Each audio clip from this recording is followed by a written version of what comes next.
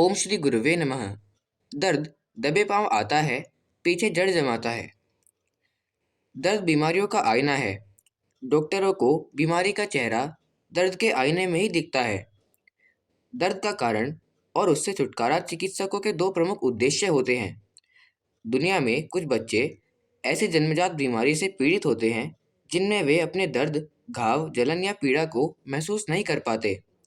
यहाँ तक कि वे आग में झुलस कर भी मुस्कुराते रह सकते हैं।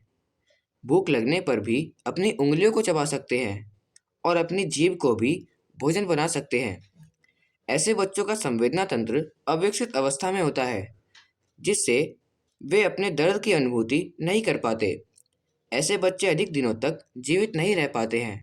प्रिकिंग पेन या चुभने वाला दर्द सिर्फ त्वचा के खास भाग में थोड़े समय के लिए महसूस होता है, जबकि डीप पेन साधारणतः त्वचा की गहराई में पाए जाने वाले तंतुओं से उत्पन्न होता है।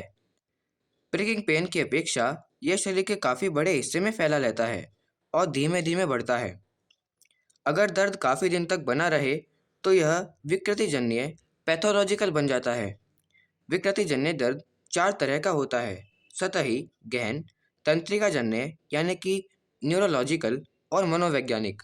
हालांकि इन दर्दों के अलग अलग लक्षण होते हैं, पर इनकी एक समानता है कि ये मनुष्य के मूड, उसकी भावनाओं और व्यवहार को अवश्य परिवर्तित करते हैं।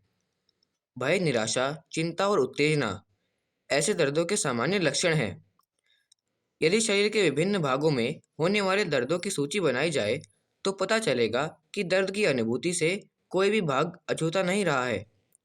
सतही दर्द मांसपेशियों की हरकतों से तेज या कम हो सकता है और सामान्यतः शरीर के एक विशेष हिस्से में ही उसका असर महसूस होता है।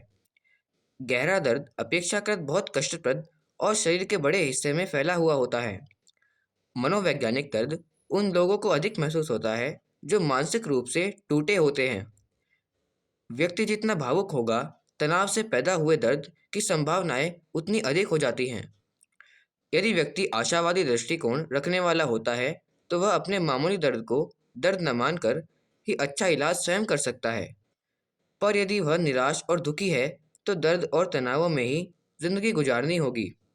दर्द शरीर के एक भाग से शुरू होकर दूर तक किसी भाग में अपना असर दिखा सकता है। इसे वंडरिंग पेन कहते हैं। इडियोपैथिक पेन उस दर्द को कहते हैं जिसका कोई कारण नहीं होता। जंपिंग पेन जोड़ों के दर्द में देखा जा सकता है। लाइटनिंग पेन एक झटका देकर चला जाता है, लेकिन कुछ क्षण बाद फिर से शरीर के उस भाग को हिला सकता है। टीयर वेटरिंग पेन और बोरिंग पेन में ऐसा लगता है कि दर्द वाले अंग में कोई छेद कर रहा हो। हंगर पेन भूख मिट जाने पर खुद ही गायब हो जाता है। पेट के अल्सर के रोगियों को वह दर्द अक्सर होता है। फंक्शनल पेन मनोविकारग्रस्त रोगियों को ही होता है। शरीर के किसी भाग पर जब चोट लगती है तो विशिष्ट स्नायु तंत्र संदेश ग्रहण कर लेते हैं। ये संवेदनशील स्नायु तंत्र मस्तिष्क को संदेश पहुंचाते हैं। शरीर के कुछ अंग ऐसे भी होते हैं जहां दर्द महसूस करने वाले स्नायु तंतु नहीं के बराबर हैं। यही कारण है कि हड्डियों और मस्तिष्क के रोग दर्दहीन होते हैं। हड्डियों में दर्द तभी महसूस होता है जब उनसे जुड़ी हुई झिल्ली में रोग का असर हो।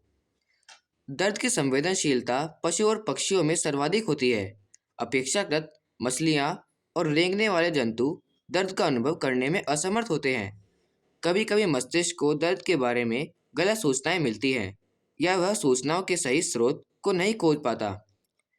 इसे रिफर्ड पेन कहते हैं। दर्द की घटना के चिकित्सकीय विश्लेषण को ग्रेड कंट्रोल थ्योरी के नाम से जाना जाता है। इसके अनुसार मेरुदंड के पास एक गेट होता है। ऐसा विश्वास किया जाता है कि मस्तिष्क के लिए जरूरी संवेदना ही इस रास्ते से होकर जा सकती है। साधारण तंतुओं से उत्पन्न होने वाली संवेदनाएं आने के समय यह गेट बंद हो जाता है। सिर का दर्द का कारण भावनात्मक अधिक और शरीरात्मक कम होता है। शरीर के दर्द के लक्षण के कारण और उसके प्रकार रोगियों की जाति, संस्कृति और सामाजिक पृष्ठभूमि पर निर्भर करते हैं। जीवन यापन की परिस्थितियां, आयु और तनाव झेलने की क्षमता भी सिर दर्द उत्पन्न करने के लिए महत्वपूर्ण कारण हो सकते हैं।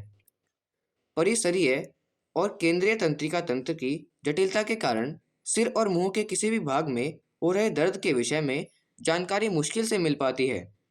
सिर में अनेक ऊतक होते हैं जिनसे विभिन्न प्रकार का सिर दर्द उत्पन्न हो सकता है। ये दर्द मांसपेशियों के तनाव, वास्कुलर परिवर्तन और मस्तिष्क कवरण की उत्तेजना के कारण हो सकते हैं। तनाव से उत्पन्न सिर दर्द के विश्व भर में सर्वाधिक लोग 50.7% लोग पीड़ित हैं। माइग्रेन या आधे हिस्से का सिर दर्द एक तकलीफदायक असाध्य रोग के रूप में जाना जाता है। विश्व के 5 से 10% लोग इस आधे हिस्से के सिर दर्द से पीड़ित हैं। यह रोग प्रोजेस्टेरोन हार्मोन की कमी के कारण होता बताया जाता है। गर्भ निरोधक गोलियां भी कुछ स्त्रियों में माइग्रेन उत्पन्न कर सकती हैं। दांत में दर्द का होना चेहरे के दर्द का सामान्य लक्षण है। दांतों पर लगे डेंटाइन के ठंडे मीठे और कुछ सीमा तक गर्म खाद्य पदार्थों के संपर्क में आने से इस दर्द के होने की संभावनाएं होती हैं। सर का दर्द शरीर के एक भाग में से बढ़ता बढ़ता कुछ सप्ताह में शरीर के अधिकांश भागों में फैल जाता है। एक रिपोर्ट के अनुसार 70 वर्ष की आयु तक 50 में से एक ही व्यक्ति ऐसा मिल सकता है जिसे गठिया दर्द की शिकायत न हो। हॉस्टर नामक एक चिकित्सक का कथन है कि हॉकिंग की बीमारी में जो शराब पीने पर ही उभरती है, शराब की एक ही छोटी सी बूंद ही भयंकर दर्द उत्पन्न करने के लिए पर्याप्त है। मॉर्फिन, अफीम आदि से ऐसे तत्वों से बनी औषधियाँ तेज दर्द को एक निश्चित समय के लिए ठंडा कर देती हैं। मॉर्फिन के इंजेक्शन से शरीर में हताशा और उत्तेजना की मिश्रित प्रतिक्रिया होती है। एक्यूपंक्चर विधि से जटिल शल्य चिकित्सा से उत्पन्न दर्द तक भी आराम पहुंच सकता है, लेकिन आधुनिक चिकित्सा जगत में यह विधा विवादास्पद है। सम्मोहन से दर्द के उन रोगियों को आसानी से राहत पहुंच सकती है जो सामान्यतः अनुशासित होते हैं। ऑस्ट्रेलिया के डॉक्टर फ्रांसिस हेयर का कथन है कि भोज्य पदार्थों से उत्पन्न एलर्जी के रोगी बिना औषधि सिर दर्द से आसानी से छुटकारा पा सकते हैं। केवल उन्हें अपने खाने पीने की आदतों में परिवर्तन करना होगा। जोड़ों का दर्द भी भोजन परिवर्तन से ठीक करना संभव है। वस्तुतः दर्द एक चिन्ह है, बीमारी नहीं। निदान रोग का किया जाना चाहिए, चिकित्सा भी उसी की होनी चाहिए। यह होता है कि आहार विहार पर नियंत्रण नहीं हो पाता।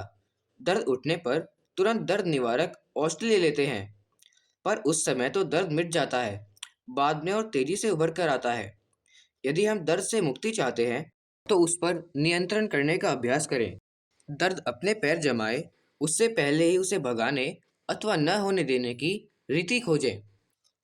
पुस्तक जीवीएम शरदा शतम, अध्याय 1, पृष्ठ 18, 19 व 20। धन्यवाद। ओम शांति।